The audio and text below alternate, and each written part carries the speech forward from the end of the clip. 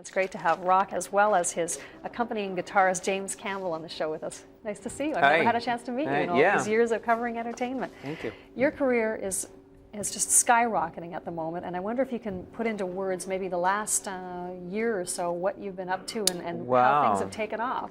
Actually, the last concerts we gave was in Montreal about 1.5 years ago, and things have been pretty quiet on the hot seat for 1.5 years. I actually took some time off, a little vacation, and then producing and writing the album that just came out. So it took about almost a year to produce and finish.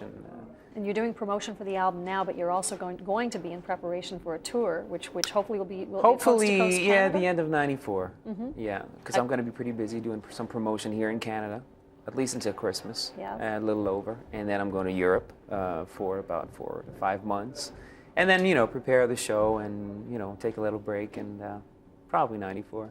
On top of the album, I was reading about having done a television special for another network, and another special I think is going to be coming up as well. Is that right? Yes, we're taping the special in December. Should air in February. Live musicians, guest stars, and it should be pretty interesting. The interesting thing, I think, for a lot of people is that you had dreams in your earlier part of your life of being a professional skater or possibly a hockey player. And then in this particular special that you did, you got to do your own skating. There was a television special. Yeah, it was a TV special and actually a TV series, and I got to play the part of a rookie hockey player in a National Hockey League team, and it was a big thrill, especially the day. There was a day that we had to do some taping in front of a live crowd, and wearing the hockey equipment and doing actual play and stuff. I really felt like I was in the NHL that day. So, I didn't make it for real, but I guess I got a little taste of it. That was a show called He Shoots, He Scores. Yeah, there you go. Now, this album is doing unbelievably well, and what I've been hearing is that it's going to be turning platinum within the next couple of days, more than likely. It's great. And there's a couple of numbers on it. There's one that's what's known as an Indian song, Oochigeas. Right? Yes. Can you tell a bit about that song? Oochigeas actually was written with James about 2 or 3 years ago. We were up in the Muskoka region. And there is a camp called Camp Oochigeas that deals with kids with leukemia. And it's every summer, the month of July, the kids go up there and have a great time. And they told me about the legend because there's a legend behind it. And so we just sat down. It was great inspiration, and just sat down with guitars, and we just wrote that song that day, and we put it on the album. And the next one, the actual title from the album, I'll Always Be There, which you wrote with David Foster. How was that working with him? Good, actually. He's pretty pleased with it, and I'm certainly very pleased with it.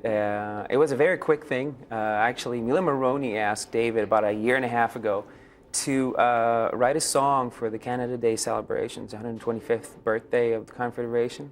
And I was on touring at that time, so David came and visited me to visit me in Montreal at the Forum, and he asked me if I would write the song with him. So I flew down to New York. We sat down in the studio down there, and a little over 2.5 hours we wrote the song. That's amazing. So yeah, it happened pretty quick. What song are you going to do for us now?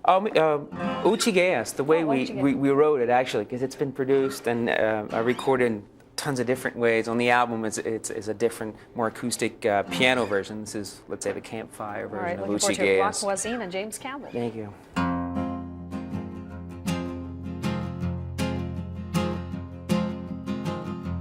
Here's a story I've been told about a child 12 years old, breathing life to young trees falling.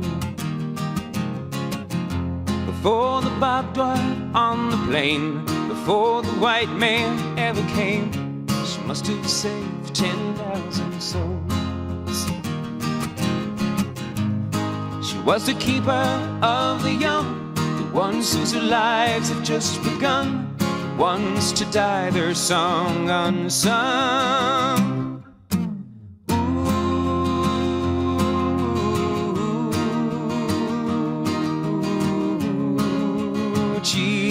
Oochigeas.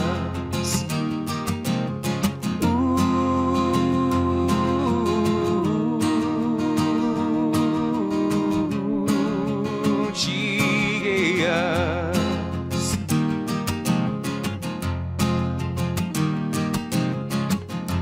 Story tells of how she cried the day the wind blew high on fire, left her burnt, still and daunting.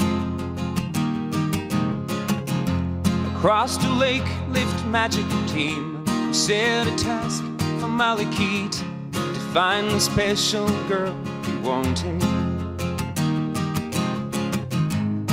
When all the village girls had tried to win his heart, to be his bride, Oochie would not be denied.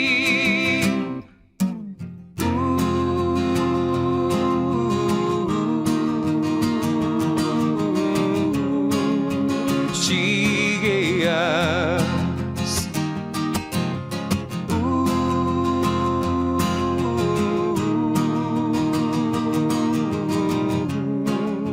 Oochigeas.